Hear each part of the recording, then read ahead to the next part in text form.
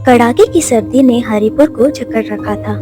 धुंध इतनी घनी थी कि मनीराम के घर के बाहर किसान खड़े कांप रहे थे। गोदाम रुई से भरे हुए थे, लेकिन गांव वालों के बदन पर कपड़े फटे हुए थे।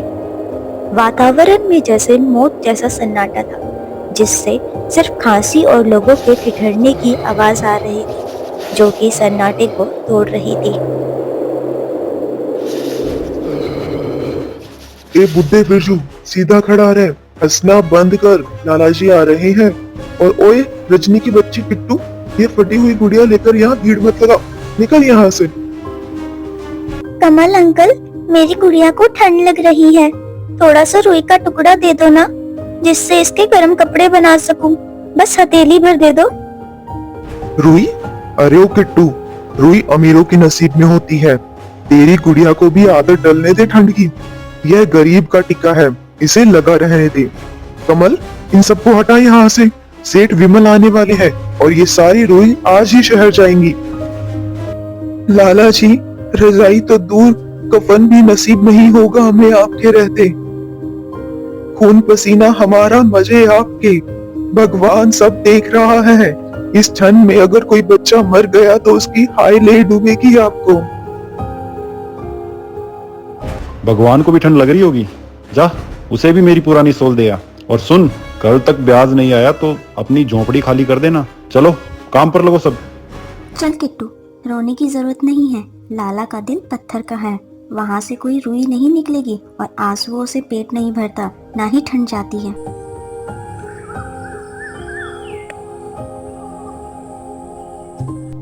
अपमानित होकर किसान अपने अपने घरों की ओर मुड़ गए। उसी शाम एक पुरानी जीप गांव में दाखिल हुई, जिससे नई नवेली दुल्हन कनिका उतरी। छत पर रमाताई और लता उसे ताक रही थी।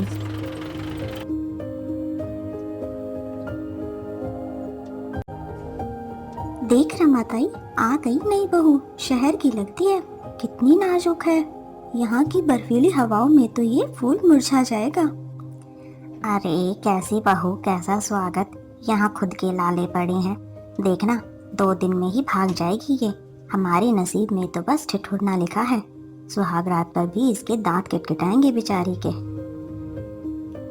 आओ कनिका, अंदर आ जाओ। घर थोड़ा थोड़ा कच्चा है और ठंड ज्यादा है। मैं माफी चाहता हूँ। माफी?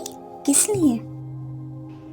मैंने तुम्हें सुनहरे सपने दिखाए थे, पर लाया इस बर्फ के नरक में हूँ। मेरे पास तुम्हें देने के लिए एक गर्म शॉल तक नहीं है। घर कच्चा है तो क्या, दिल पक्के होनी चाहिए। और सुमित जी, बर्फ पिघलती है, बस उसे थोड़ी आँच चाहिए होती है। हम वो आँच मिलकर ढूंढ लेंगे।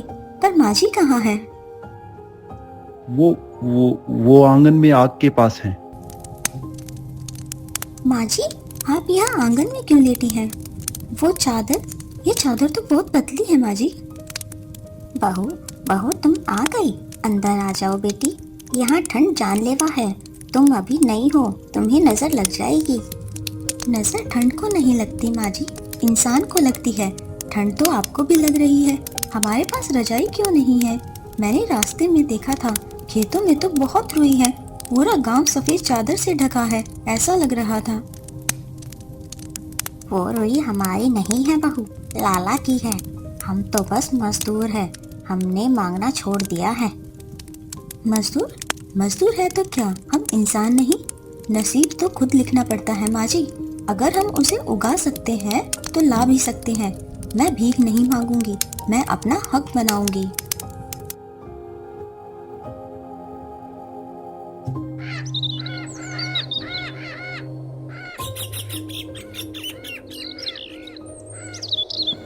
अगली सुबह कनिका घर में बैठने की बजाय खेतों की ओर निकल पड़ी।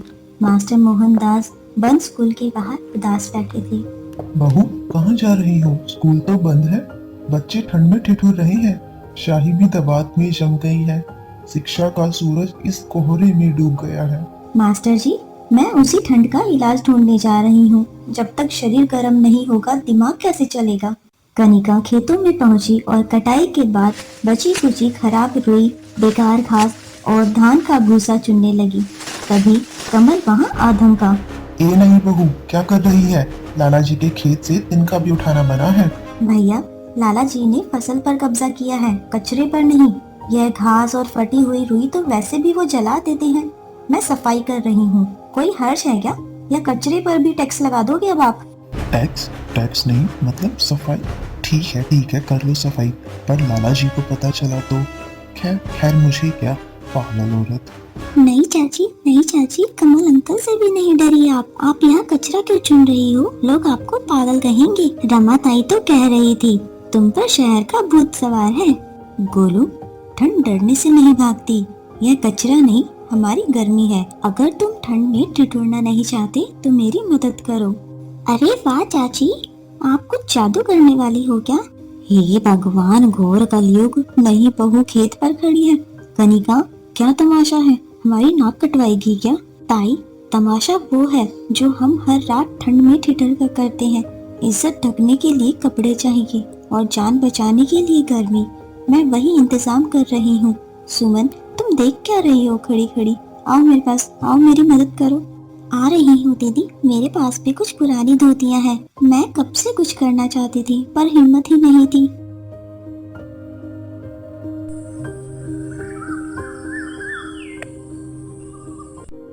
दो दिन बाद कनिका के आंगन में काफी हलचल थी। कनिका और सुमन कपड़ों को जोड़ रही थी। तभी एक बूढ़ी काकी इंदुमती वहां आती है। अरे बहू, क्या कर रही हो? इतना कुछ इकट्ठा कर रखा है। कहीं कपड़े बिखरे पड़े हैं, कहीं रुई बिखरी पड़ी है, कहीं घास फूस बिखरी पड़ी है। दादी जी, रजाई बना रहे हैं घास और कतरन की, पर घास है कि टिकती ही नहीं, एक तरफ इकट्ठी हो जाती है। अरे पगली, घास ऐसे नहीं टिकेगी, इसमें गांठ वाला टाका लगेगा। हम पुराने जमाने में रानियों के लिए ऐसे ही रजाई बनाते थे। ला, सुई मुझे दे। बरसों बाद मेरे हाथ को काम मिला है। मेरी उंगलियां रास्ता जानती हैं। ए बच्चे, ला, मुझे घास साफ कर कर दे। दादी के किस्से और कनिका की मेहनत ने माहौल ही बदल दिया था। रजाई भी तैयार हो चुकी थी। अरे कनिका, ये रजाई है या तंबू? इतनी बड़ी? हाँ माँ जी, ये हम सबके लिए है। माँ जी, सुमित जी, आ जाइए, अब सिकुड़ने की जरूरत नहीं है। हे राम, यह तो सचमुच बहुत गर्म है।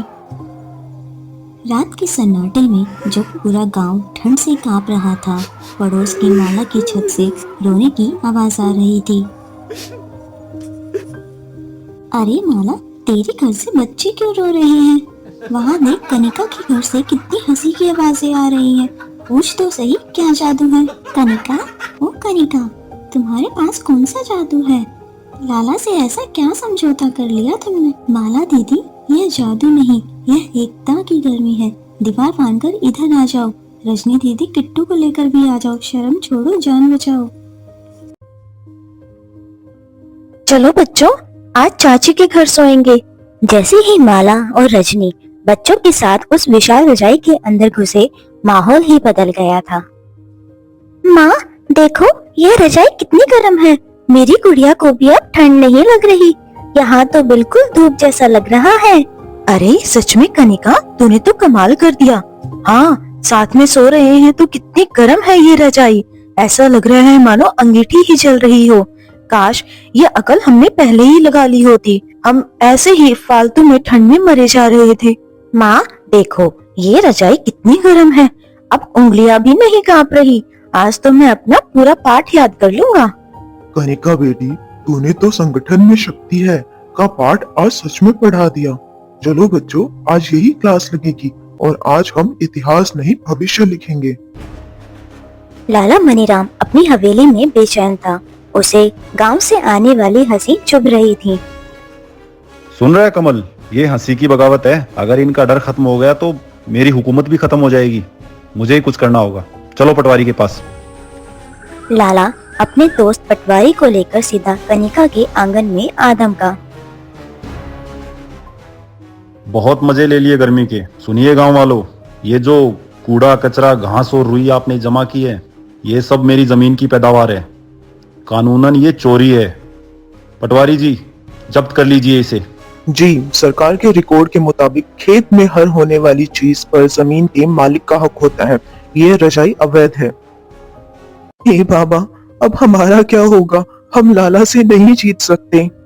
रुकिए पटवारी जी, कानून कहता है कि फसल मालिक की होती है, लेकिन जो चीज मालिक खेत में सड़ने के लिए छोड़ दे, जिसे वह कचरा कहकर आग लगाने वाला हो, उस पर उसका हक वहीं खत्म हो जाता है जब वो उसे त्याग देता है। हमने कोई चोरी नहीं की, हमने सफाई की है। क्या आप अब सफाई करने पर भी जुर्माना लगाएंगे? पर नियम तो लाला जी, यह तो तकनीक की बात कर रही है। और सुनिए, अगर यह रजाई आपकी है तो ले जाइए, लेकिन इसमें लगी हमारी पुरानी साड़ी, माला दीदी की धोती, इंदुमती दादी ने बुनाई की है और बच्चों की मेहनत, यह सब हमारा है। आप सिर्फ घास और खराब रुई ले जा सकते हैं। चलिए, अभी हम सब बैठकर इस रजाई को उधेड़ते हैं, एक एक तिनका गिनकर वापस करेंगे। क्या तैयार हैं आप सब?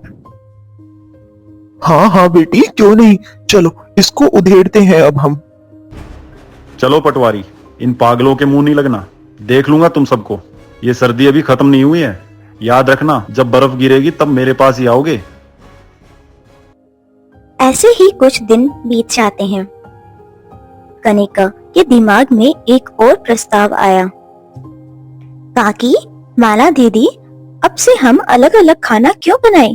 क्यों ना हम साझा चूल्हा शुरू करें?